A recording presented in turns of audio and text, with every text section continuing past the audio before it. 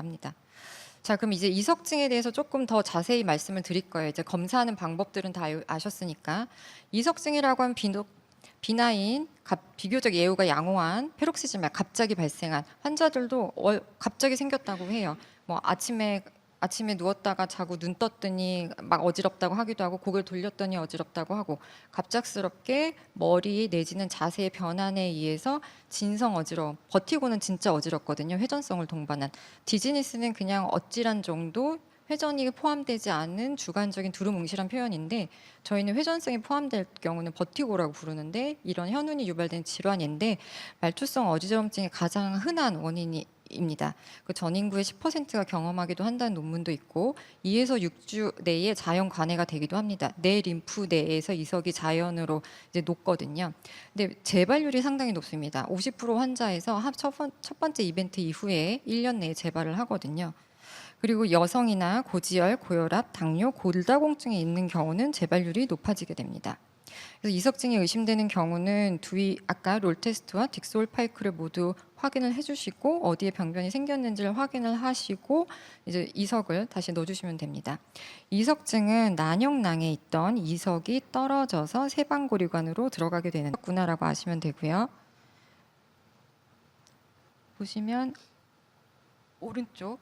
오른쪽으로 돌고 있죠. 오른쪽으로 돌고 살짝 위로 가는 느낌. 그리고 앉혀서 보면 눈이 조금 앉히게 될 때까지 살짝 잠복해 있다가 왼쪽으로 회전하면서 밑으로 향하는 안진. 이렇게 나오게 됩니다. 오른쪽 딕스올파이크를 했을 때. 다른 쪽으로 했을 때는 오른쪽 포스테리어에 문제가 생기면 다른 쪽 호리젠탈 캐널은 자극을 많이 받지는 않거든요. 그래서 이 안진 기억을 해주시면 돼요. 오른쪽에 문제가 생기면 환자의 오른쪽으로 회전하는 회선 성분과 상방이 트게 됩니다. 포인트가 생긴 거거든요.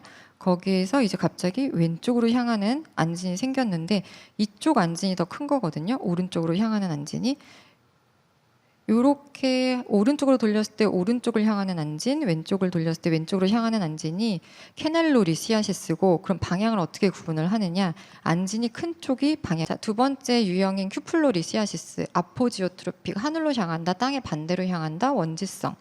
이쪽은 지금 오른쪽으로 고개를 돌렸는데 왼쪽으로 튀는 안진이 있고요.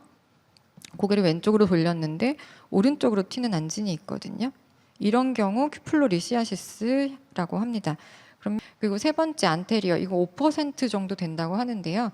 검사가 안테리어 같은 경우는 포스테리어하고 이제 펑셔널 페어를 이제 그 평소연패 이루고 있기는 하지만, 실제로는 방향을 알기가 어렵고 다운빗이 더 많이 치거든요. 회전 성분보다는.